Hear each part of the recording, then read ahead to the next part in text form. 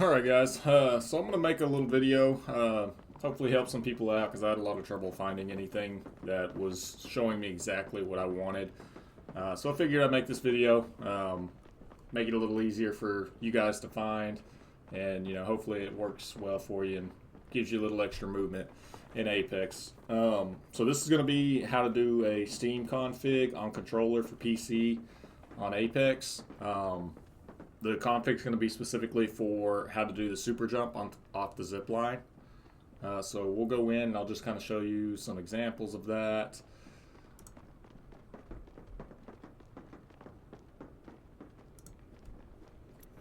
So for those that don't know, the super jump is when you're going up to the zip and you hit and you do that large jump. So like the regular jump, it's just kind of straight out, right? But when you do the super jump, you obviously get much higher. It's real good for repositioning.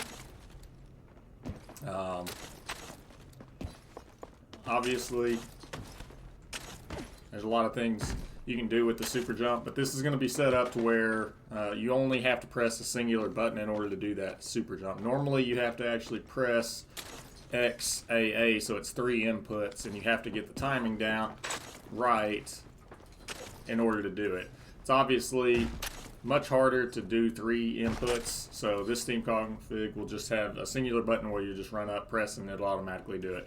And you can hold it to where it actually will go back and grab the zip as you're jumping up. So yeah, obviously a pretty good tech to be able to use. Helps out, when you're under a lot of stress in gunfights and things like that. It gets very difficult to try to be pressing these 3 inputs, right? Like you can see it's not nearly as consistent doing it with 3 inputs versus just being able to press a singular button. So let's go ahead and dive into it on how exactly we get this all set up. It's fairly simple, so this ought to be a pretty quick video.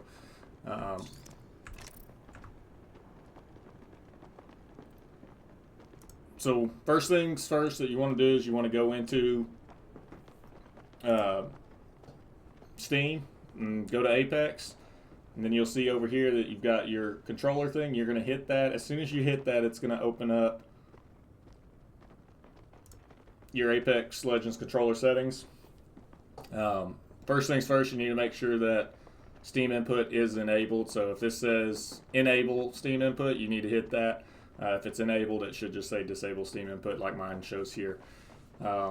It should come up with some kind of default layout. I've already changed the name of mine and everything like that. But anyways, yours will have some kind of layout here. So you're just going to go here and go to edit layout. And then the first thing you're going to have to do is you're going to have to decide which button on your controller you are going to designate to do this, to do the super jump with on the singular button. So for me, I choose to use the left D-pad. And what it's going to look like originally is it's going to be a singular line like this one shows on D-pad right now, except it'll say D-pad left if you're using D-pad left like I am.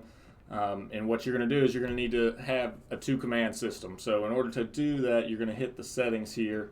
And when you open up the settings, there's going to be something that says add extra command. So you're going to hit that add extra command, and as soon as you do that, you're going to see you have a command 1 and a command 2 now. And what you're going to do is you're going to map these commands to be M&K inputs for your interact, which things like loot, grab the zip line, things of that nature. So command 1, you're going to set to E, and all you do is press on whatever key input it's showing here currently, or whatever input it shows. You're going to press on that. It's going to open up all these inputs here. You're going to go to keyboard, choose E, and then go back. And then you're going to do the same thing for command 2. This is going to be your jump interaction, so should be space key for most of you, but if it's something else, change it to whatever your jump interact button is on M&K. Same deal. You open it up here, go to space, select. Now you have your 2 inputs that you need. Once we have the 2 inputs that we need, now we're going to need to go over here to settings for each one. So on E, we're going to go here to settings. Make sure that this is set to regular press. And then it should be on regular press by default, but if not, make sure to change it to that. And then we're going to go into settings. When we go into settings here, we need to make sure that hold to repeat turbo is on.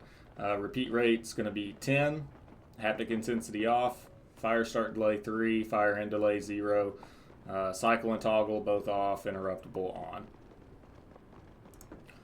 Then we're going to do something similar with command 2. We're going to go over here to settings, ensure that it's on regular press, and then go into settings in here. Hold to repeat turbos on. Repeat rate is 70. There might be a more optimal setting. For me, this worked perfect. Like I said, I couldn't find any kind of video that showed exactly what I wanted. So I had to go in and kind of play around and figure out exactly what repeat rate worked best. This is what I found worked best. You know, I'll probably continue to play with it and see if there's a better option, but I think this will work and do exactly what you need. So same deal here, haptics intensity off, fire start delay 3, fire end delay 0, off, off, on. And as far as that goes, that's really all you have to do to set it up in Steam. Now, for those of you using like a controller that's got extra back paddles where you can map the back paddles to be something else, you're going to want to go into whatever app you use for that. So I use a FlyDigi Vader 4 or Vader Pro 4, Vader, yeah, something like that. And so you have to use this FlyDigi Space Station app in order to go in and actually map out your buttons. And so you'll see I use one of my back paddles, M4 here, and I designated it as my left D-pad. And so now when I hit this on this remote, it's going to input it as if I'm hitting left D-pad. And because I've changed left D-pad to do those Steam inputs, that's how it knows to perform that action.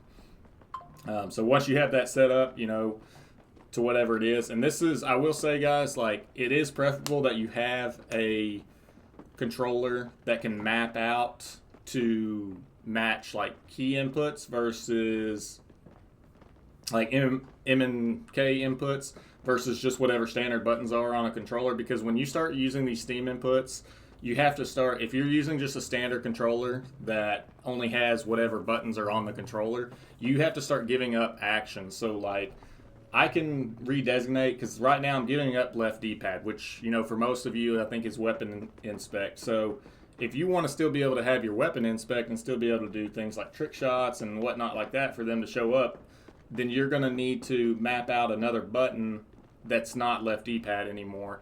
And you're going to have to use, like, you can change one of these buttons now to your M and K input that does the weapon inspect so that you don't lose that action. So yeah, it is preferable. It's not 100% necessary. You know, do you really need your weapon inspect? No, but for those of you that want to do something cool like a trick shot or something like that falling through the air, if you don't have your weapon inspect, you're not going to be able to do, you know, your weapon inspect trick shot that you're wanting to do. So just kind of food for thought on that.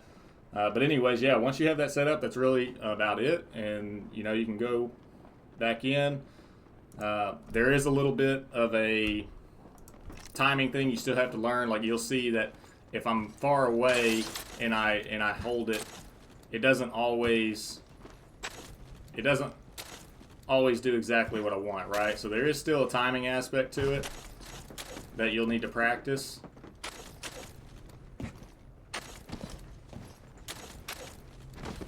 But yeah. And so one thing too, when you're going up, if you don't want it to let go, because what it's doing is it's spamming your grab, and it's spamming your jump, right, with those turbo inputs. If you don't want it to continually grab it and then jump you off, because that's what it's going to do. It's going to continually grab it and jump it off until you get so far away from it that it can't continue to grab it. If all you're wanting to do is do a super jump and then grab on, then you just press that singular button and then press, you know, your normal input to interact. And now I can just go straight up, right? I don't have to continually do, you know, multiple jumps. I can just jump and grab. One other thing, you can use this to do things like mantle jump, make it a little easier for you, because obviously,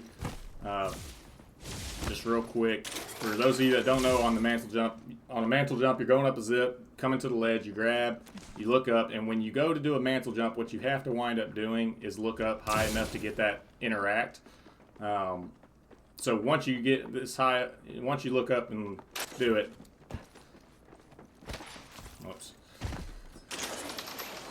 once you look up and do it, it's just a singular button. Instead of having to do, you know, 3 inputs, it's still just a singular button at that point. There is a config to do this in a singular movement. Like right there, all I did was press a single button, because there's a config that automatically does the lookup for you, and then it does the input of, you know, the super jump. So obviously that's what takes the most amount of time when you're on controller. It takes so long, and that's the problem, is it takes so long to look up that you can sometimes just get fried just trying to do that right there. So having that input is obviously where it automatically does it for you is much faster. I'll probably do another video on that one later. That's probably one that I know a lot of people are interested in. But anyways, just wanted to do this one real quick because, like I said, I couldn't find anything that was really exactly what I wanted. So just want to try to help people out. But yeah, anyways, hope this helped you guys out. If you have any questions or want to see anything else specifically, you know, just shoot it in the comments. Other than that, guys, you know, I appreciate the follow and the likes. It takes a decent amount of time to try to figure out some of these configs because there's really not too many videos on them, you know, depending on what you're specifically looking for. So anyways, guys, appreciate it, and we will see you next time.